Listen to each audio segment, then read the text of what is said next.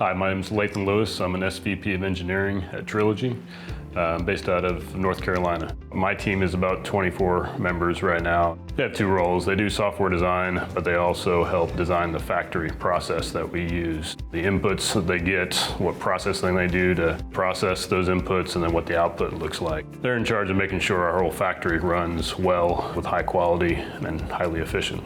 Because we're more efficient and we've done all this work in this factory model, again, the output's higher. So now we're able to pay more because you're actually doing more work instead of spending 4 to 5, 6 hours on Zoom calls or in meetings not really producing anything. We get 8 hours a day of actual production.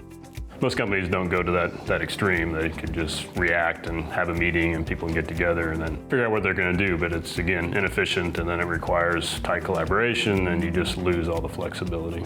The way we do things is you can log in at whatever time of day you want. It's more about just getting the work done. So if you need to stop and go get your kids and at school, drop them off, it's completely flexible because we're all async, meaning you do your work, it gets pushed downstream, you do your next piece of work.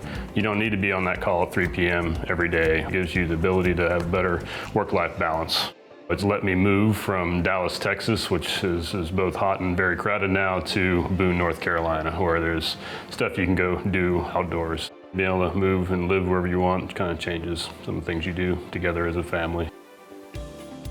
Even our small town, we live about 30 minutes outside on some land, so we're kind of hobby farmers now, so there's always work to do, installing fences or putting up barns or all that fun stuff. My name is Lathan Lewis. I get to weave my work life around my personal life rather than the other way around, thanks to Crossover.